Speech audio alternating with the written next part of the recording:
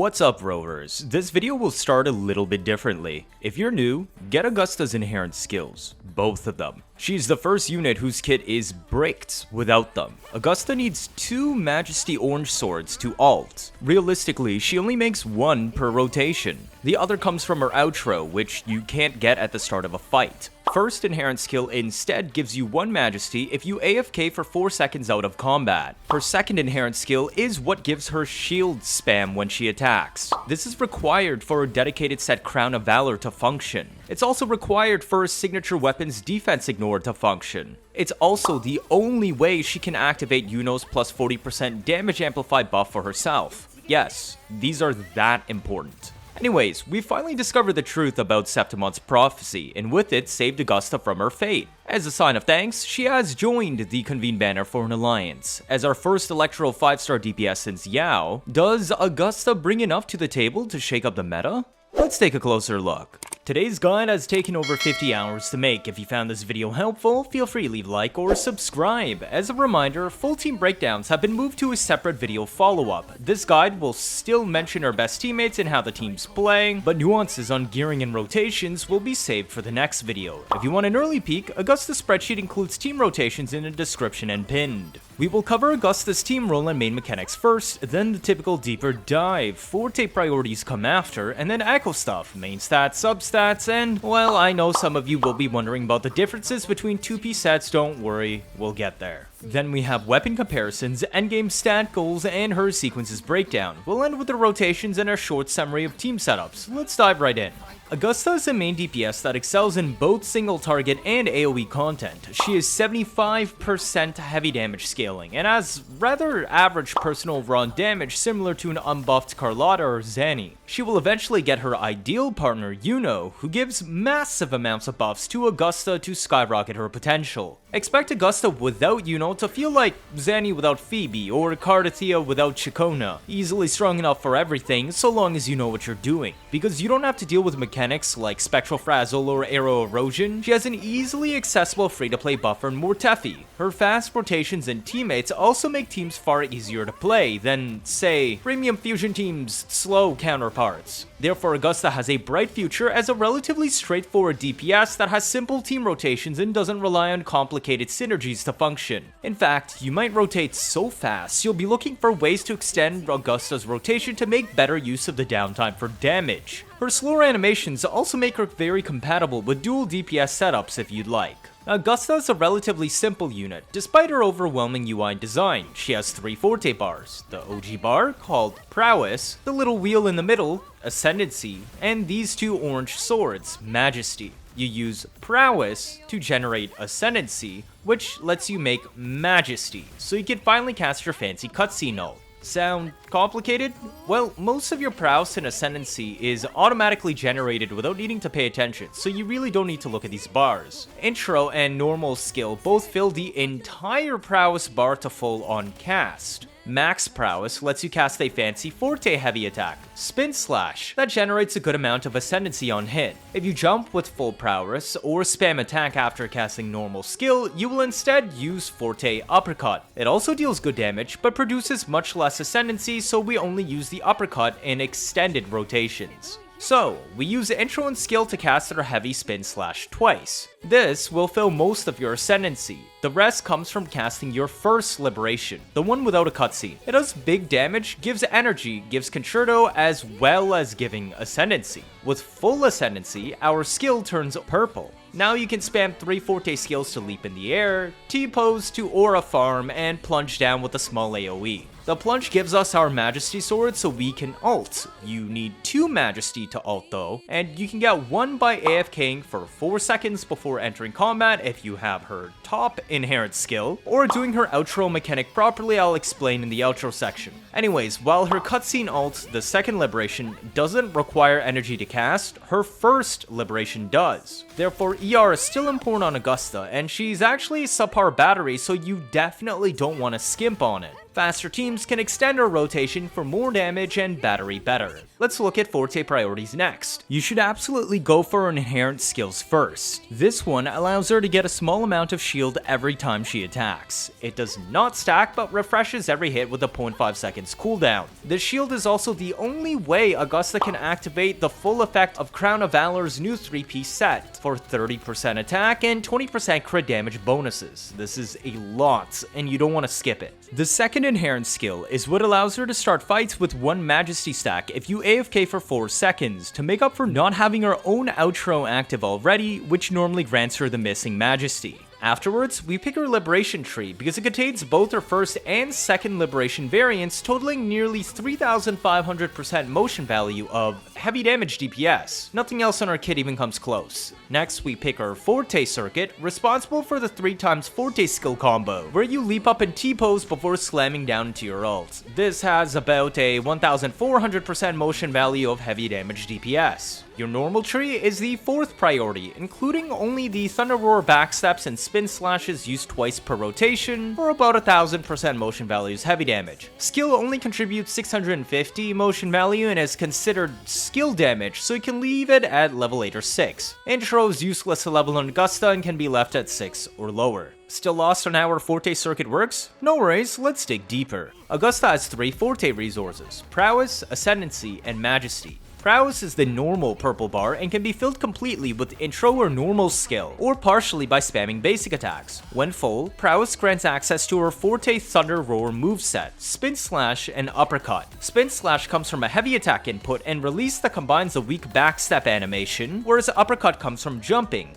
Neither of these moves are dodge cancelable and will lose all remaining hits and damage if you do so. These moves are the only spammable ways to get Ascendancy, the orange wheel in the middle. Otherwise, you can also get some Ascendancy from casting Intro, or Normal Skill, or your first Liberation, Eternal Oath, the tap cast, purple, non-cutscene one. If you cast all of the aforementioned moves and 2 moves from full Prowess, since your Intro and Normal Skill fill it for you twice, your Ascendancy wheel will be full. This turns your skill purple. You can now cast 3 Forte skills in a row: Strike, Leap, and Plunge. If you get interrupted casting Strike, you can keep casting it again. Forte Plunge is considered heavy damage and will burn all Ascendancy to grant 1 Majesty Sword, the orange blades on the bottom. Having 2 of these grants access to your second Liberation. Sublime is the Sun, which glows orange and can be activated with a hold cast. If both ults are available, you'll see this fancy, cool orange and purple icon. It just means both can be casted separately. The other Majesty stack comes from her inherent skill being out of combat for 4 seconds or successfully completing her outro effect requirements. Now, your Ascendancy Forte skill, Strike, can be cast on both ground and mid-air. Certain teams, example Mortefi and Yinlin sub-DPS, rotate too fast and end up waiting on Augusta's cooldown to ult again. You can extend her rotation by filling her Forte a third time to use another strong Forte move. The fastest way to do this is using normal heavy Steel Clash twice. Then you can use Thunder Roar Uppercut to quickly dump it for good damage, which lets you transition directly into Forte skill Strike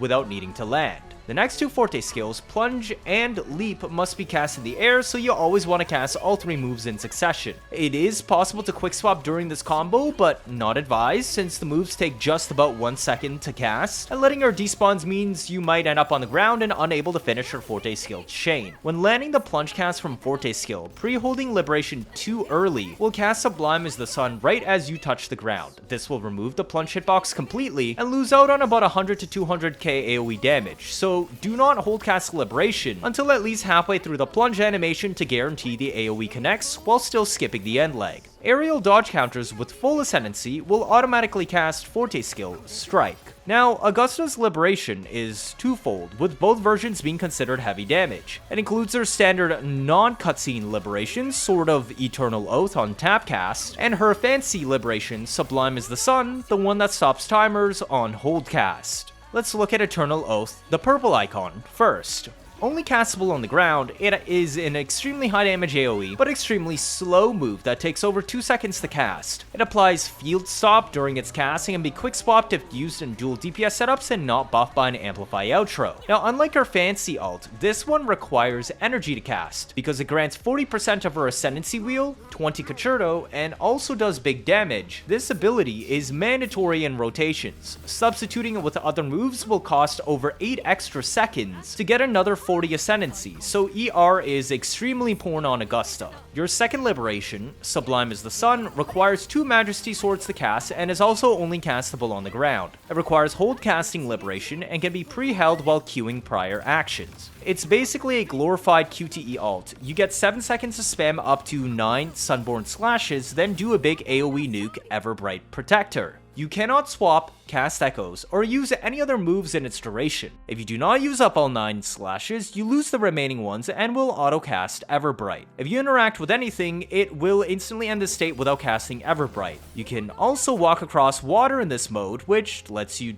do this. Otherwise, imagine if Jinchi's ult or Dragon Puke required you to perform a 9-hit combo to actually deal damage. That's all this is. This move also despawns all teammates from the field when it ends, aka active quick swaps will end, which can break combos. More importantly, it will also permanently despawn other friendly allies like Hikati for the rest of the rotation if you're using Phrolova with Augusta. So why did they implement this? Simple, it was a balancing decision to shill Yuno so that people spend on her. Otherwise, Phrolova Augusta would be stronger than Yao Augusta. This prevents Hikati from benefiting from Cantarella's Echo Casts, and it isn't a bug, it's listed right here. Even without this though, Phrolova is still Augusta's second strongest team, assuming a SIG, and I predict to only be about 10% behind Yuno. Also, some of you might have noticed an apparent bug with Augusta's fancy ult in Whimpering Waste where enemies don't spawn in. Now, this isn't a bug, it's how Wiwa always worked, and Augusta just makes it more obvious how Wiwa has bad spawn logic. Wiwa divides spawns into small waves and big waves resets. Every time you kill an entire set of multiple small wave spawns, the stage cycles into the next set of enemies. This reset always has a big delay of several seconds that is made more obvious on higher ping. Even at 30 ping, look at how many seconds pass I need to wait for the waves to reset. Augusta's ult allows small waves to spawn in between kills, but is unable to let the big wave reset happen. There's an exception to this every third big wave, but generally big wave resets just don't work for carrying over damage. Augusta is no different than any other unit in the game launching their nukes into the final small wave and failing to carry over their damage, but is made more annoying because you have to end Augusta's ult for time to continue ticking down.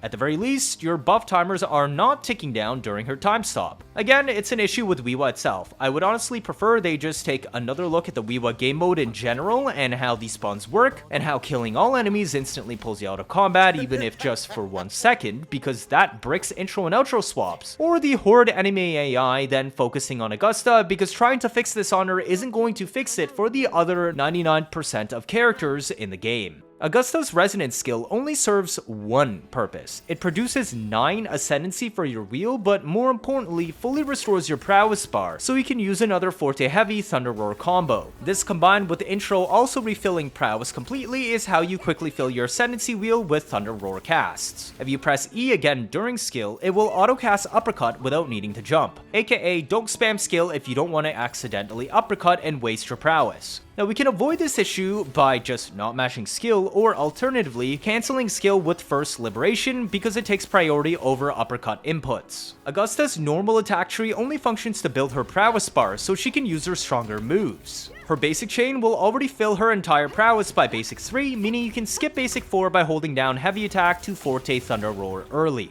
Filling all of your prowess changes your heavy to Thunder Roar, which cues a backstep into a big spin slash move that groups enemies while dealing big AoE damage. This move grants 15 ascendancy and is casted twice as part of the standard rotation to fully fill your orange wheel. Pressing jump on full prowess instead casts Thunder Roar Uppercut, which grants only 6 ascendancy. Casting 2 times heavy Steel Clash is even faster at filling Forte than spamming basics, and has the added bonus of auto-casting Thunder Roar Uppercut on release if you're still holding heavy when the Forte reaches full. This heavy times 2 plus uppercut combo is our main tool for extending Augusta's rotation when you need to wait out cooldowns. Standard aerial attacks on Augusta are rather weak and should be avoided, and this is why we uppercut right before spamming her Forte skills, which can be cast in the air. Dodge counters are identical to normal basic 2 in damage and animations, but if you dodge counter with full prowess, you will cast heavy steel clash instead, which generates more ascendancy. If you dodge counter with full ascendancy, you will cast Thunder Roar backstep and 2 spin slash instead for big AoE damage and grouping without requiring any prowess. This is extremely useful for solo gameplay and high investment when you're waiting on cooldowns. Now Augusta's intro does nothing except grant 100 prowess. It has no skip aheads or anything, so you should always hold heavy immediately to cast Thunder Roar backstep plus spin slash to start building ascendancy.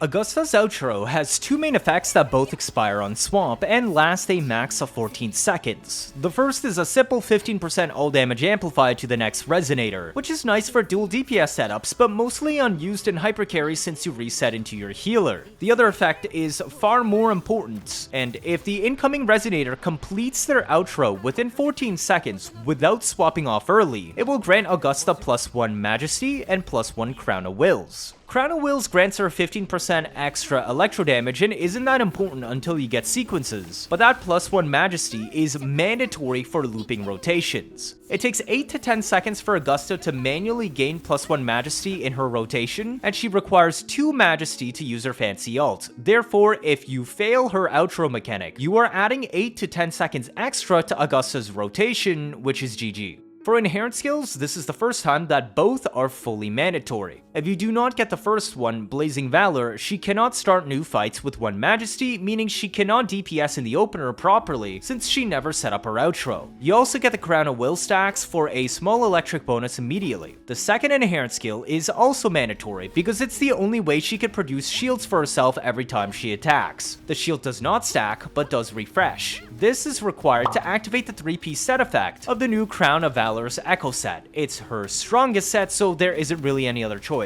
And no, the shield doesn't pass on to the next Resonator. Echo set discussion time? There's very little to say here. Use Crown of Valor 3-piece on Augusta. It's noticeably better than anything else since you get plus 30% attack and plus 20% crit damage from spamming shield procs, which is far better than a plus 30% damage bonus any 5-piece effect can give. While the Nightmare Echoes only come from the new nest on Sangui Plateau, the Hori Claw and Calcified Junk Rock can also be farmed from Overworld. I would recommend using the Echo Buff Food to farm all 3 Nightmare Fields plus Overworld when chasing the new sets, as Yuno is also expected to use this set so he can farm for both at once. For the remaining 2-piece set, you can choose between plus 10% Electro from Void Thunder or plus 10% attack from Lingering Tunes and a minor 1% DPS loss. But another viable choice is actually Moonlit Clouds. As I've said, Augusta is not a good battery, and her standard rotation without extension requires 125 to 130 ER on most teams. You can give up 10% arrow or 10% attack, which is realistically only about 3 to 4% more personal damage, in exchange for a 2-piece with easier ER requirements and chasing more crit substats. The same thing can be said for Yuno too.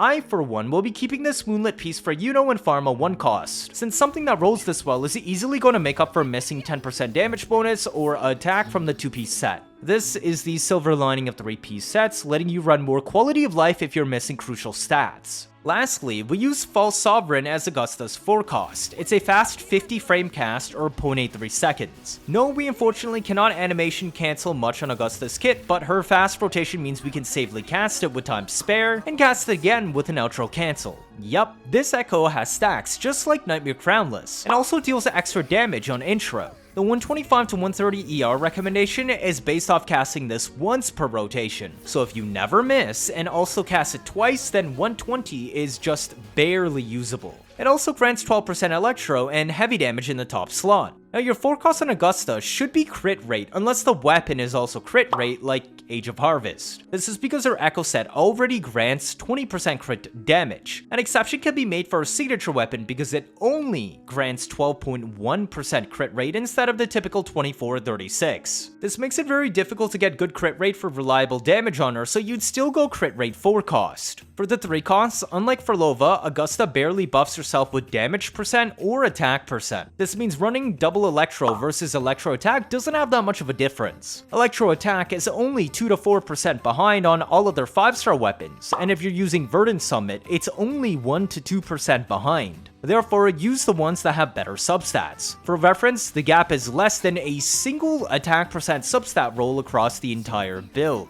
But if you're on Lustrous Razor, because it's also weaker, stick with Electro if you don't want to lose 5 to 8% of her damage, since that weapon lacks damage percent. I still wouldn't recommend double attack, as you can see on Signature and Lustrous Razor, this results in a 9 to 17% personal DPS loss. 44111 isn't any better than double attack either, causing a 9 to 14% DPS loss. For substats, crit is king as always, especially if you pulled her signature, which leans a lot more into base attack and is missing crit stats. Her 3-piece set grants crit damage, so crit rate is slightly better on her since it isn't as diluted. Afterwards, attack percent is still the next best option as always, but heavy percent actually gets pretty close, since she is 75% heavy scaling. Attack flat gets left in the dust again, but is at least usable. ER is extremely important on Augusta because she isn't a great battery and her main teammate options, Mortefi and are not great batteries either. I recommend 125 to 130 ER for normal play and 120 if you're willing to play sweatier and or run her extended rotation. Anything significantly under 120 is basically unplayable. You're going to want to farm ER anyway since uses the same set if you're going to pull her next.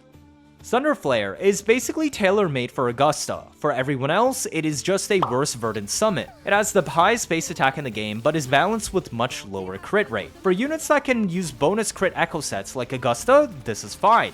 For anyone that can't, good luck trying to get a decent build. The secondary passive grants heavy damage defense ignore only, and not general defense ignore. It also requires quick shield stacking, which currently can only be done by Augusta's inherent skill, and does not grant shield spam to teammates, only herself. Literally, no one else can use the defense ignore on this weapon except Augusta. TLDR, grab it if you really like her, otherwise Verdant Summit is close enough and less than 10% behind. Now, the biggest benefit about Verdant Summit is maintaining 100% uptime on the 48% heavy bonus after the opener. Because Augusta deals backloaded damage and always ends her rotation with one of her 2 liberations, then you have 14 seconds to bring her back on field and refresh Verdant Summit's buff. In a standard team, healer plus sub DPS should never take that long to cycle. This is how Verdant Summit manages to maintain a 20% advantage over Lustrous Razor and less than 10% behind Thunderflare Dominion. The simple passive and universal good crit stats makes Verdant just really good in general. Not as notable as Stringmaster having a universal passive, but these older 5-star crit sticks that don't have super specific buffs, like Thunderflare, are easier to share.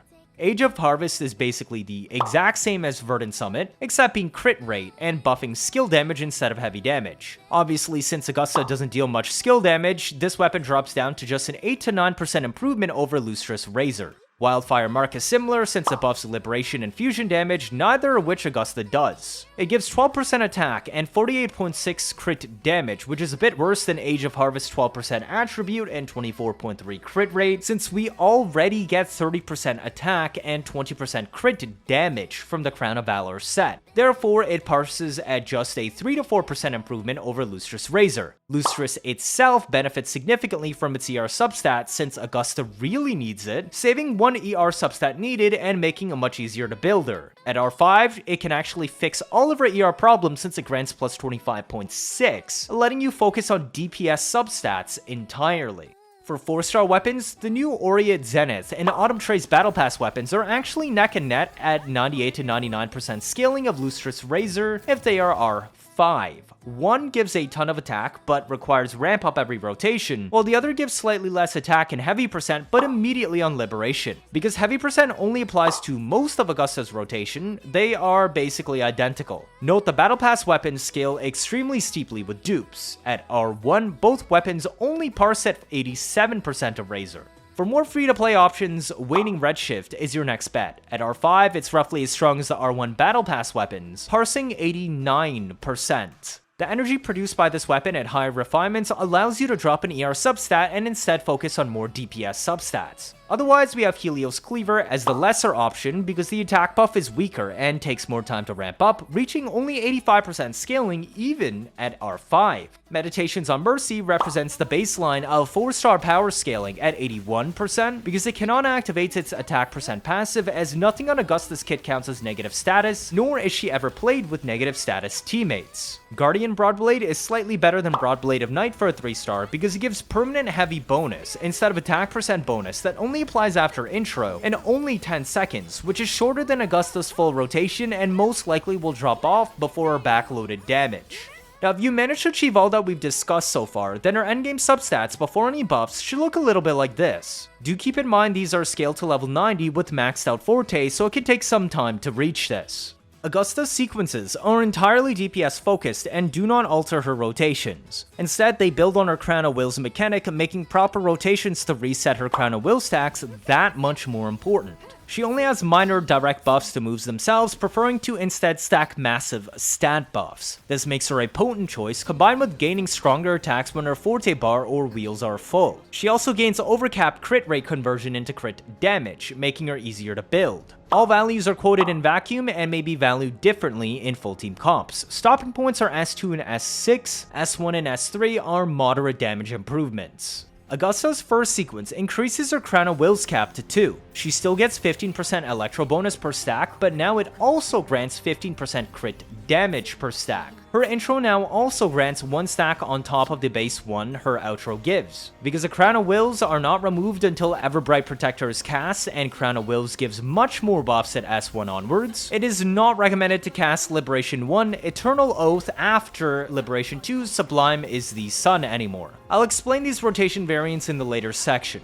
S1 also grants full hyper armor to Augusta's Forte skills Strike, Leap, and Plunge. You can still get grabbed out of them though. S1 is a decent bonus at 18.6% stronger than S0, but now restricts team rotations a bit more. It is generally just a stepping stone to Augusta's second sequence, which allows Crown of Wills to now grant plus 20% crit rate per stack. You now get a total of 40% crit rate, 30% crit damage, and 30% electro damage from her crowns, meaning you are forced to use Everbright Protector only at the end of rotation since it will remove all crown stacks. Any extra crit rate above 100 up to 150 will now also auto-convert into crit damage at a 1:2 ratio, which means you can still use your old crit rate forecast you had it at 0 since none of it is wasted. S2 is an absolute massive jump, being a 30% increase over S1 and 1.54 times as strong as S0. S3 further buffs all your strongest moves by a 25% motion value multiplier, being your Thunderflare backstep and spin slash,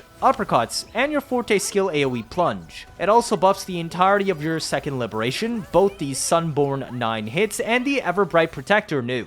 This averages a 16% increase over S2 and is 1.78 times as strong as S0. Her fourth sequence grants a simple plus 20% team attack buff, which is a little less universal than 20% attribute bonus, but still quite good. It's just an 8% increase for herself over S4 and 1.92 times as strong as S0. Now S5 is borderline useless because it grants a 50% increase to the shield from Glory's favor, except this shield refreshes on every half second on hit and cannot be stacked. The shield only reaches about 1500 HP at most, which isn't even enough to tank a full hit at endgame. S6 instead though is a massive jump because it increases her Crown of Will's cap to 4. That now means 80% crit rate, 60% crit damage, and a 60% electric damage bonus. It also increases the crit rate overcap conversion, working all the way up to 175 crit rate. Casting Spin Slash or Uppercut also grants 2 more Crown of Wills per cast, meaning you can easily cap out the buffs even if you don't give her proper intro or outro cycling. Spin Slash and Uppercut now also trigger extra Thunder Rage hits, dealing 200% attack as extra electric heavy damage. She loses 0 scaling in her kit mechanics if solo at S6, since she can fully fund her own Crown of Wills and build 2 Majesty stacks every 25 seconds by just spamming Forte for Ascendancy. S6 is 53% stronger than S5 and 2.93 times as strong as S0. It's time to go over Augusta's rotations. She has 2 main options and a way to extend either of them. The main difference comes down to when you cast Liberation 1 Eternal Oath. At S1 and especially S2 onwards, it is not recommended to open with Liberation 1 because it will make you cast it after Liberation 2 Sublime is the Sun on future rotations, which is after Crown of Will stacks are removed. The opener Eternal Oath variants showed in rotation B are only used for S0 hypercarry setups when you want to squeeze out more damage over the run by being +1 ult cast. Otherwise, we save Liberation 1 to use during her rotation before Liberation 2 to ensure it benefits from Crown of Will's massive buffs at S1 onward. Let's take a closer look at them. This is the standard rotation recommended for S1 and above, and S0 if you are not min-maxing rotations. We start with the intro to fill all prowess, which also triggers a synced hit from False Sovereign automatically. Pre-hold heavy to immediately cast backstep and release for spin slash. Mash skill to cancel the end leg on spin slash earlier, and then cast Liberation 1 to cancel skill early and avoid an accidental uppercut cast. You can optionally cast False Sovereign Echo here once if you need the energy. Pre-hold heavy towards the end to cast backstep and release into another spin slash to fill the rest of our ascendancy wheel. If you wish to extend the rotation, you can cast heavy steel clash here twice, releasing when the Forte fails to automatically cast uppercut. In both cases, we now cast Forte skills 3 times for strike, leap, and plunge. Pre-hold heavy at earliest halfway through plunge to make sure the AoE connects, and then enter the Sworn Allegiance for Liberation 2 time stop. Cast all 9 Sunborn AoEs and the final Everbright Protector to end the time stop. You might want to try and align up better with enemies because the Sunburn AoEs can miss on spread out groups. Cast False Sovereign with an outro cancel to reset the team.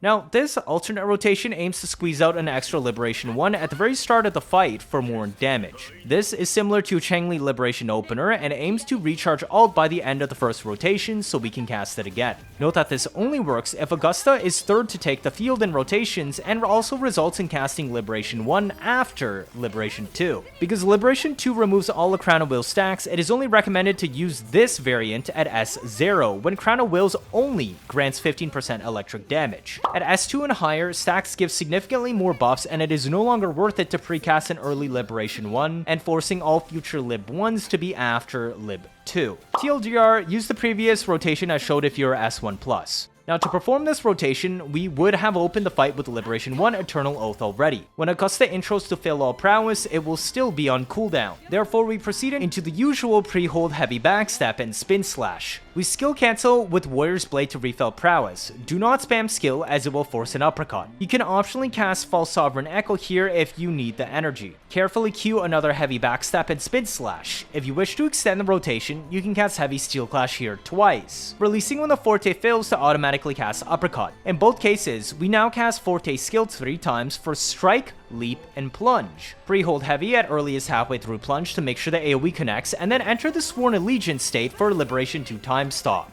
Cast all 9 Sunborn AoEs and then the final Everbright Protector to end the time stop. Be careful on how you aim it because the Sunborn AoEs can miss if enemies are too spread out. Liberation 1 Eternal Oath should have just come off cooldown. Cast it, and wait out the entire animation, then cast False Sovereign with an outro cancel to reset the team. By moving Liberation 1 to the end of the rotation, you will want to ensure it's still performed within 14 seconds of eligible Amplify Outro buff window.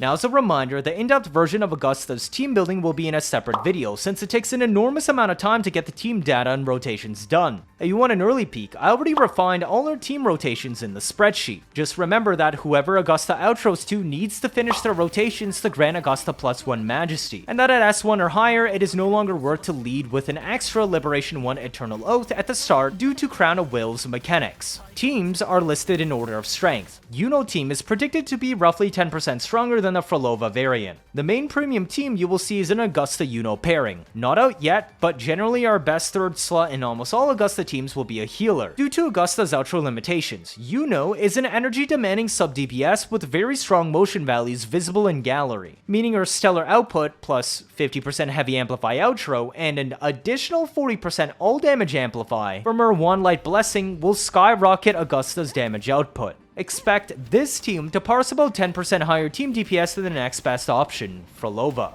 I originally said Phrolova was too strong on release, and while super flexible for team building, would cause issues for team balancing in the future. Augusta is already a victim of this, with her Everbright Protector force despawning all teammates on field when it ends, including Hecate. This prevents Phrolova from getting her full scaling while off field and makes you choose between using Phrolova's outro to buff Augusta, or instead getting all of Hecate's enhanced echo casts. Despite this, Phrolova Augusta is still her second strongest pairing and was an intentional limitation added to prevent prevent Phrolova from overtaking Yuno as Augusta's best teammate. AKA, even with his DPS loss, Phrolova is still stronger than all other current options, regardless of if the third teammate is a healer or Cantarella. Now next up, Yinlin is an expensive side grade to Mortefi that generally will not have any visible improvements. She has weaker buffs and or personal damage than Yuno and Phrolova. Compared to Mortefi, more of this team relies on Yinlin's damage, since her output is supposed to make up for her weaker buffs versus Mortefi. At full 70-270 S0R1 build, she is barely better than Mortefi. Without Sig, she's roughly equal, and without a full build, Mortefi is just straight up better than Yinlin. AKA, she works with Augusta if you already have her, but definitely isn't worth pulling for this team.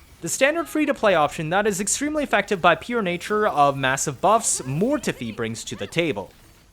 While Mortefi has weaker buffs and or less damage than Yuno or Phrolova, he still brings 20% team attack at S6, 10% attack from R1 static miss, 22.5% attack from 5-piece moonlit, and 12% damage bonus from the Heron. Compared to Yinlin, much more of this team relies on Mortefi's buffs to make up for his weaker output. So at 70-270 as 0 R1 build, he is actually worse than Yinlin. But without 6, he's roughly equal, and if you don't have full builds, then Mortefi is just straight up better than Yinlin.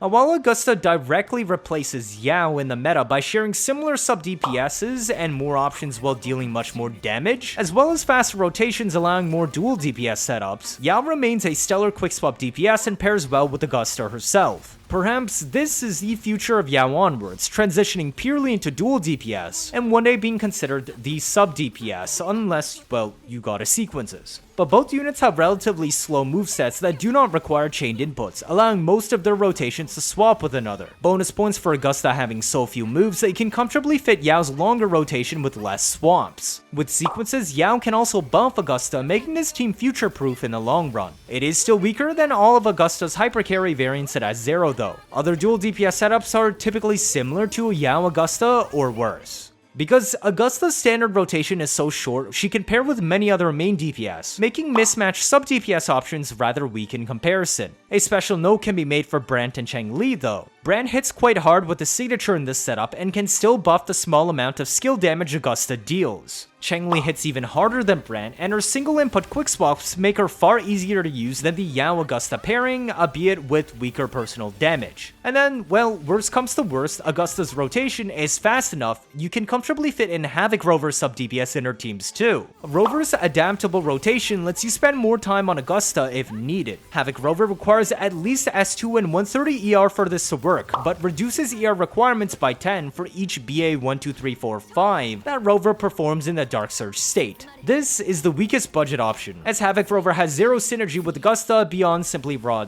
damage. Thank you so much for watching through this entire video. I hope this Augusta guide has been useful for deciding on whether to pull on her banner. As a reminder, all spreadsheets documenting my testing can be found in the description and pinned comment. Do feel free to make a copy if you want to change values and test stuff. Cheers! If this is your first time watching, feel free to leave a like or better yet subscribe. Let me know your thoughts down in the comments. Stick around if you want to see interesting videos. You don't want to miss out on any of that, do you? That'll be it for this one. Thank you all for watching, and I'll see you all next time.